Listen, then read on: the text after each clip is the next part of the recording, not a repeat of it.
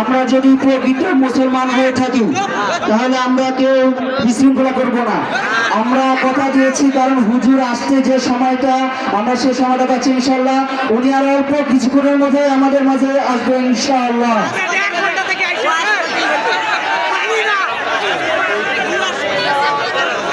কুয়াকাটা থেকে গতকালকেই ঢাকা ঢুকছেন, এরপরে ঢাকা থেকে আজকে সরাসরি নীলফামারী সৈয়দপুর এয়ারপোর্টের উদ্দেশ্যে রওনা করেছেন।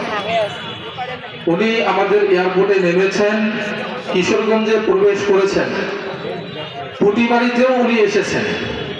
আসরের সালাত নামাজ আদায় করার পরে উনি অল্প একটু খানা খেয়ে মাহফিলের উদ্দেশ্যেই রওনা করবেন।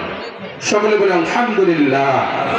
আমরা এই ঘোষণা দিতে আসিনি যে বক্তার নাম প্রকাশ হয়েছে, ছাপানো হয়েছে, বক্তার মাইকিংও করা হয়েছে, কিন্তু স্টেজে এসে দুঃখিত অসুস্থ ছিল আসতে পারে নাই, এই ঘোষণা আমরা দিচ্ছি না। কিন্তু উনি আসার পরে যদি আমাদের এই পরিবেশ দেখে কোরআনে কারিমের তেলাওয়াত হতেছে, তাফসিরুল কোরআন মাহফিল, এখানে যদি উনি পরিবেশ না পায়, তেলাওয়াতে কোরআন চলতেছে, আল্লাহ রাব্বুল আলামিন বলতেছেন তোমরা কোরআন তেলাওয়াতের সময় কান লাগাইয়া শোনো, কোনো প্রকার আওয়াজ করো না। আমরা এখানে ছোট বাচ্চা তেলাওয়াতে কোরআন চলতেছে, বন্ধ করেন, বক্তাকে নিয়ে আসেন। কি শুনবেন? কোরআন থেকেই শুনবেন। কোরআন তেলাওয়াত আমাদের কয়জনের সহি আছে?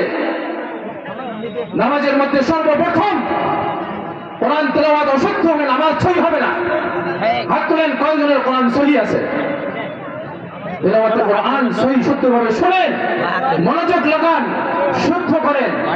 এই মিশনেই আর এই মিশন নিয়ে আমরা চলতেছি, যেন পুরুষরা পুরুষ মাদ্রাসায় গিয়ে, মহিলারা মা বোনেরা মা বোনদের মাদ্রাসা মাস্তুরাতের মাধ্যমে, মাস্তুরাতের এক পরিবেশে মহিলাদের পর্দার সহিত যেন কোরআনে কারিমের তেলাওয়াত শুদ্ধভাবে শিখতে পারে, এই এক মিশন আর ভিশন নিয়েই আমরা মেহনত করতেছি।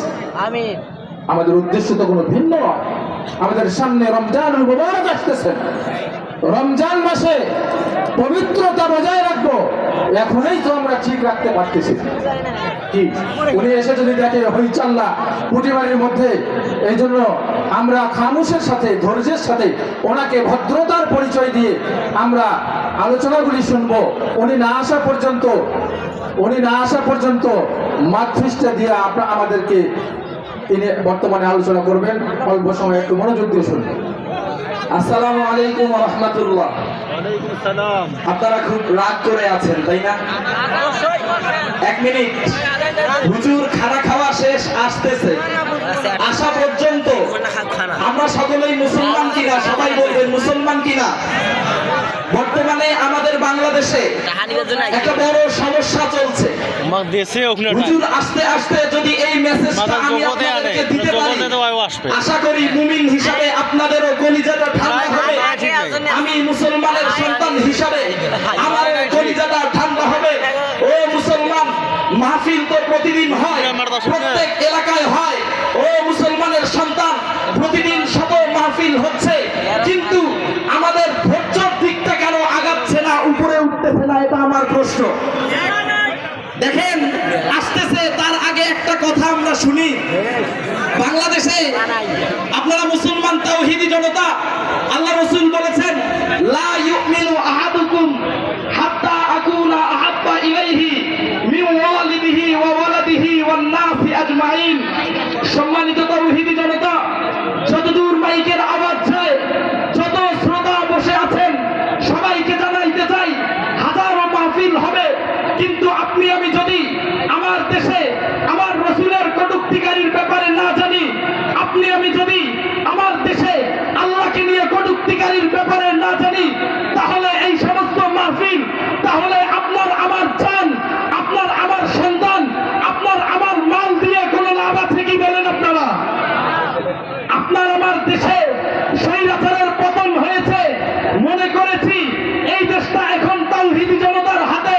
ও দেশবাসী, ও মাহফিলের শ্রোতাগণ, ও তাওহীদি জনতা, আপনাদের খবর নাই এই রানিং সপ্তাহে আপনার